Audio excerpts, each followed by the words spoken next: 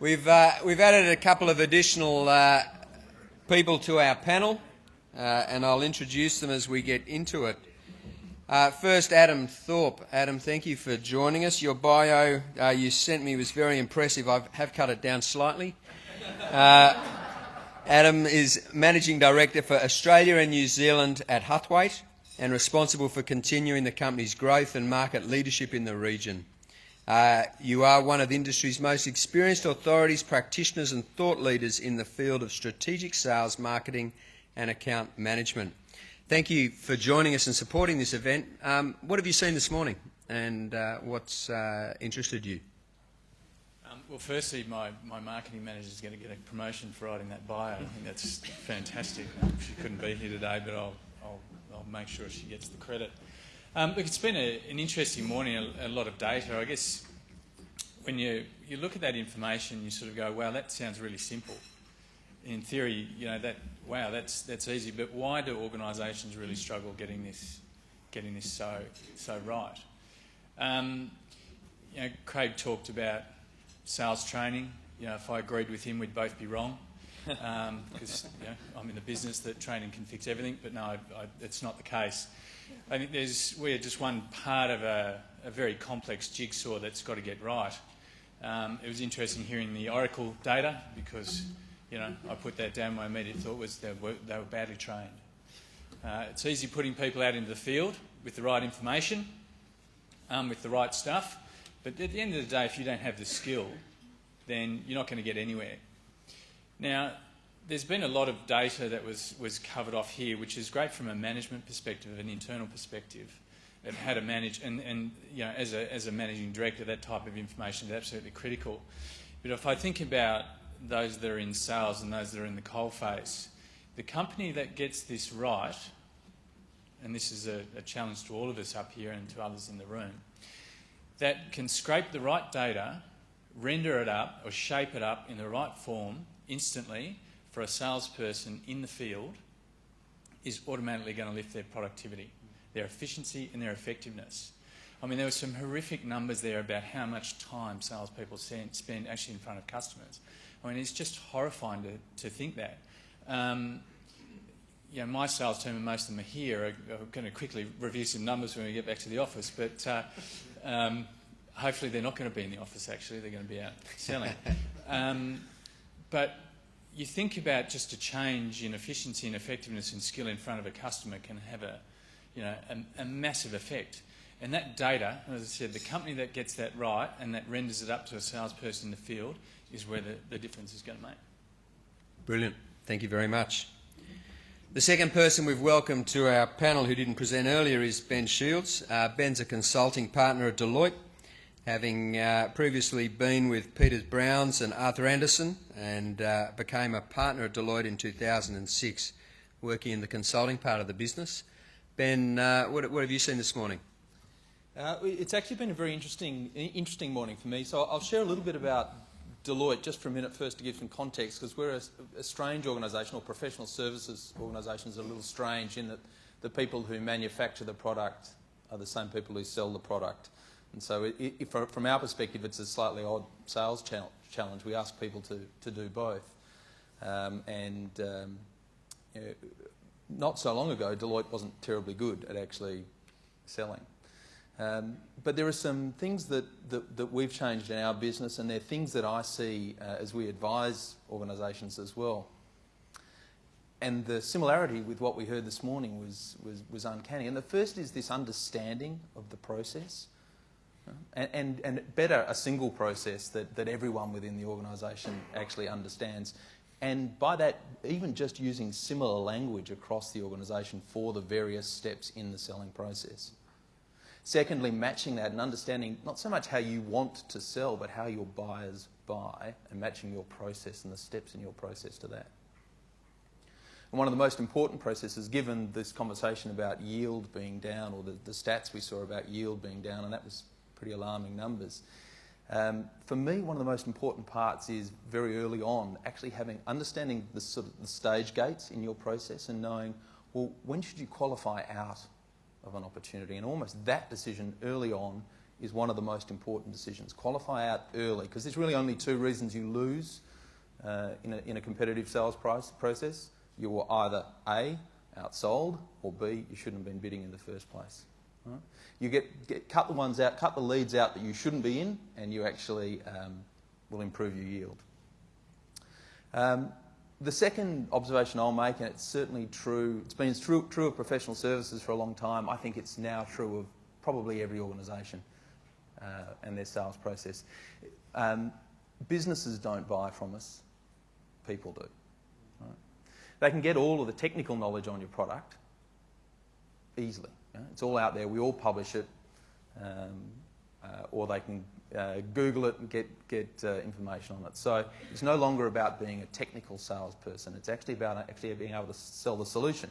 And that's challenging for two reasons. A, it often means multiple salespeople from across your organisation have to come together to provide a product to an organisation. Or even potentially they have to partner with people outside of your organisation to get the sort of solution that the client needs. And it's challenging for a second reason, in that it actually means you have to understand what it is that's motivating that person who's making the purchase decision on behalf of the business. And that empathy is something that is a critical part of the process. And it touches a little bit on what you were talking about from a training perspective, Adam. The second observation I'll make is really, major observation is then really about, once you've got that process, you've got to measure it. A lot of organisations, and Craig, you touched on this, don't understand how their conversion occurs, what their percentages are.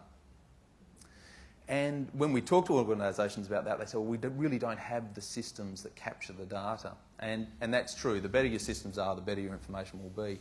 But people underestimate how much information actually is in their organisations.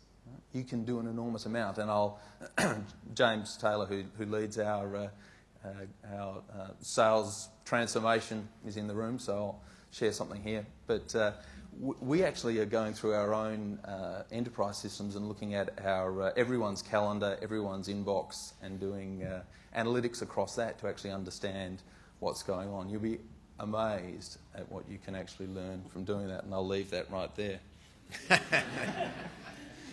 The final point that I jotted down was really, again, this concept of reducing the noise. And it's something we're very actively doing inside Deloitte. We encourage every organisation we work with to reduce the noise. The amount of effort that goes into supporting the sales process as opposed to actually making sales is phenomenal. And the more you can enable your people, the better off you'll be. Great. Thanks, Ben. Are there questions from the floor? You put your hand up. Raul's got a mic.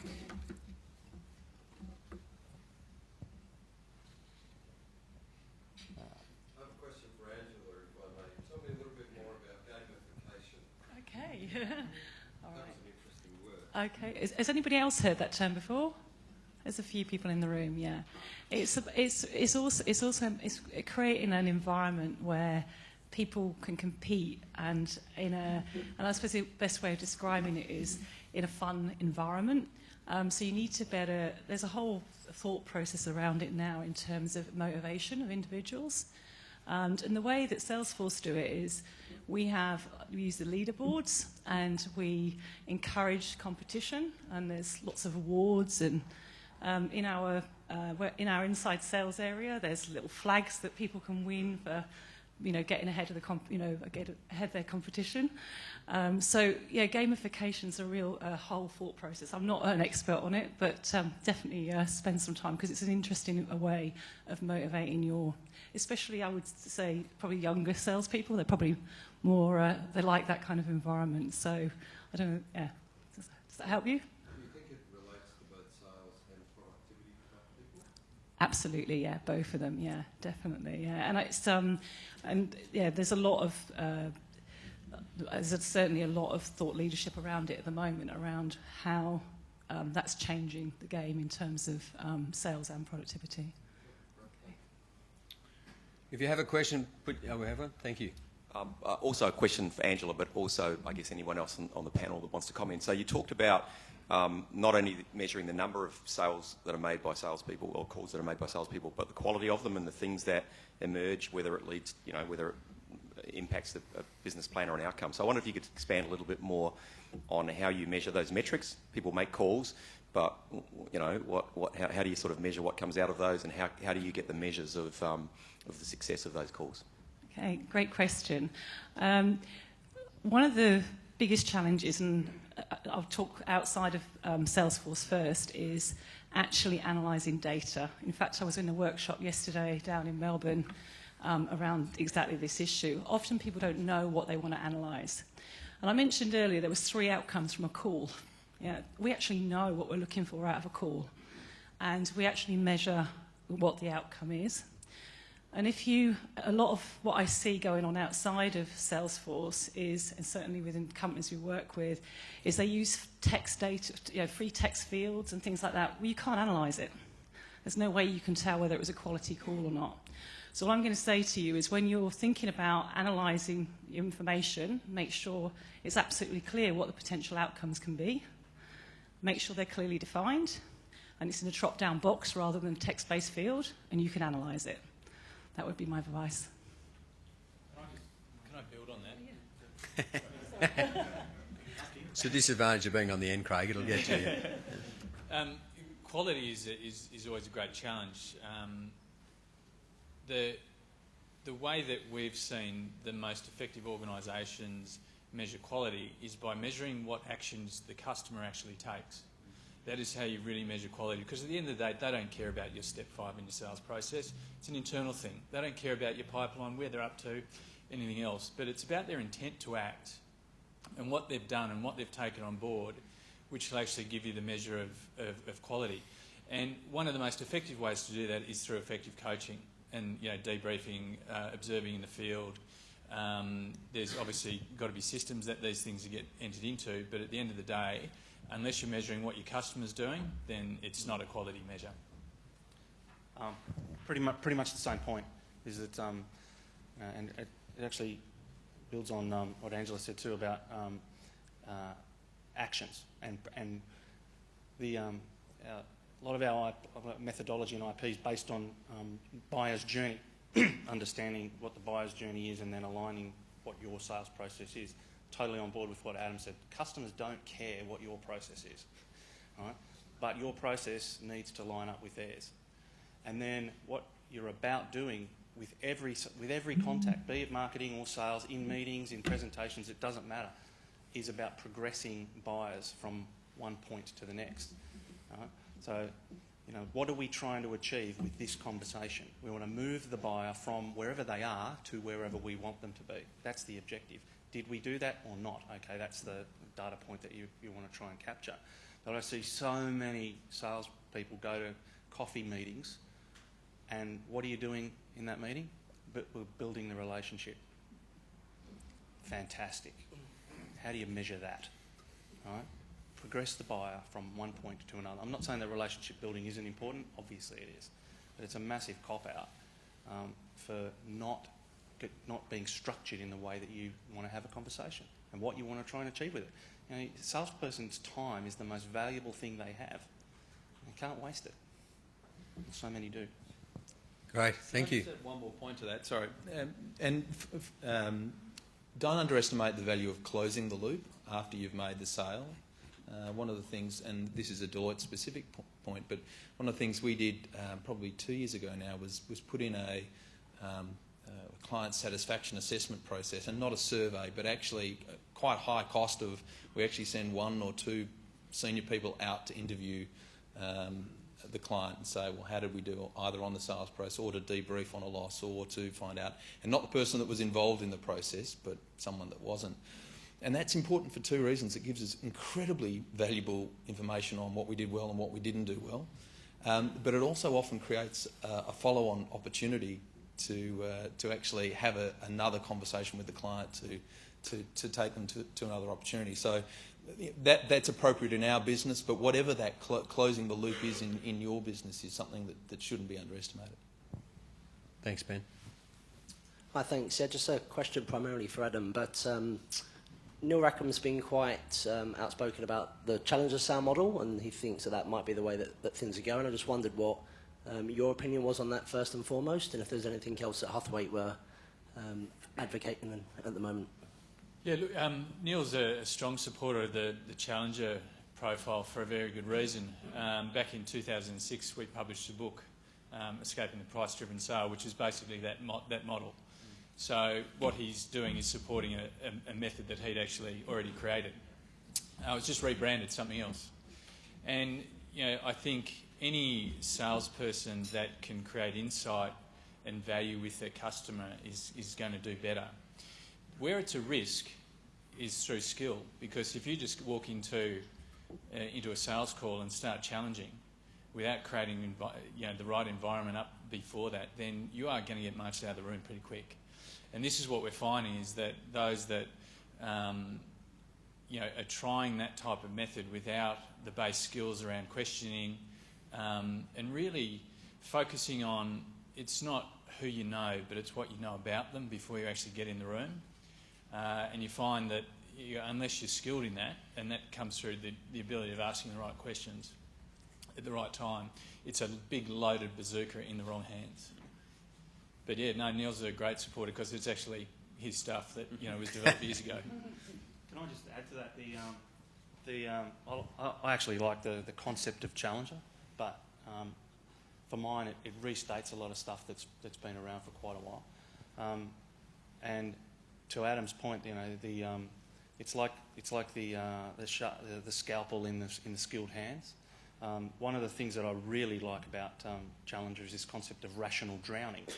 Right? Everyone know what we're talking about with irrational drowning? Basically, you've got to hurt people before they'll buy from you, in a nutshell. Right? But there's a way to hurt them without getting yourself marched out of the door. And that's, so people, because they're struggling, because there's so much pressure to achieve and deliver out there, they grab these shiny new toys as they come past, and challenges that, one of the more recent ones, and they latch onto little pieces of it without understanding the whole context, that you have to earn the right to hurt somebody, otherwise they're not going to like it, and they will march you out the door. Question down here.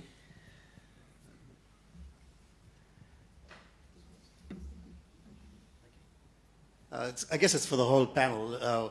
What I'm looking for is if somebody can give us some advice on the cost of supporting the sales function. We talk about, Angela mentioned a team to present ROI in terms of offers to customers. Is there a benchmark you can give us some advice today on that cost as a proportion of sales overhead? I'm not aware of one, but No? if there was one, I'm not sure it'd be a lot of use, because every business is going to be different. For small businesses, it's really going to be an individual role of somebody to keep that under control. And as you get, you grow to be like Salesforce, you can invest in a team that can go around the world and and crack heads together. But it's going to be, yeah. Just on we have the ROI teams called Vision to Value. I can't give you the cost proportional, but we have a person in each geography around the world who actually supports the sales organisation in that particular region, and their role is to support the sales people in terms of putting together the benefits case, and they're very specialised in that area. Whereas salespeople generally, it's a skill that they have, but we've got financial people that are very skilled in that. So it really just allows them to do more customer-facing time. For us, it's all about driving up that percentage. But as a portion of cost, I can't tell you what it is, but we know that, and certainly the stats that Craig shared, is that for every 1-2% increase of customer-facing time, you're going to get the uplift in revenue, and that's what we're focused on. One of the questions that was sent in to us beforehand was, when pitching, how do you avoid being seen as a commodity? Brett, you've been very quiet. Why don't... So I think it comes back to, first of all, preparation. So understanding your buyer before you go in and pitch something. That'd be my first comment. And then when you're there, it's about understanding what's being asked of you in that situation as it relates to that buyer's industry, as it relates to who they are, so what's their role in the organisation, and then applying what you know as a salesperson to solving that problem or offering them value.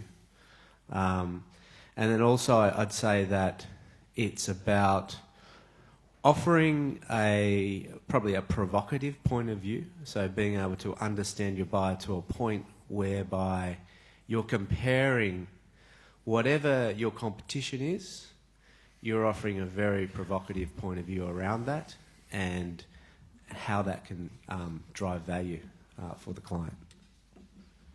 Thank you. Do we have a question there? No. Last one. Thank you, sir. You lost. Just a question about sales revenue targets. Craig used an example of the bank guy that had this 100 deals, whatever it was. Just out of interest, what have you seen work and not work for organisations in setting what that target should be? Okay, I'll start with what doesn't work. What doesn't work is last year's number plus 10% divided by 12. Thank you very much. That does not work. What you've really got to do, and it's one of the initial ideas that's now been built into the telemetry platform that we've built, is to you've got to do it in two directions. There's what you want and there's what's achievable, and so much of the failure to hit target these days, not just collectively but individually, is because the targets that were set have never been checked against anything that made sense. For example, we did some work about 18 months ago with Google, and you would think Google had revenue down pretty well, but as it happened, in the enterprise part of their business, they suffered from the same challenges that we all suffer from. And they inherited a sales target. It came down from the US as last year's number plus 100% or something ridiculous. And we were asked to work out, given how they were converting, and they weren't measuring very much at all. Right? Their measures were marketing converting what they call leads to opportunities, and then what opportunities the sales guys were converting to closures. Right? Very simple two-stage measure, hardly any process at all. And when we kind of tried to unpack that a little bit, we worked out that no matter how many salespeople they recruited, they just couldn't get within a bull's roar of the number. Right? And so their target went back overseas with a set of statistics that said, this is what's possible given what we do today. And if you want to improve, if you give us some money and some resource to improve this by X% and this by X% and that by Y%, we could deliver this. That hasn't been around before, but that's really the only way you can do it. With the resources you've got, the effectiveness and the velocity that your process runs, it's capable of delivering something, and that should be the target. And then if you want to improve the target, if you want to lift the target, then improve the effectiveness of the process. And that spreadsheet's just like a simplistic representation of how you go about doing it. Great. Thank you, guys. I'm very conscious of time. Thank you all for giving your time this morning. I hope that you have found some insights valuable today that you'll be able to take back to your organisations and make change. I want to thank our partners for the event, IBM, Huthwaite, Salesforce.com, Deloitte and RPM Group International. Thanks to Angela, thanks to Brett, thanks to Adam, thanks to Ben. Thank you, Craig, for your time today.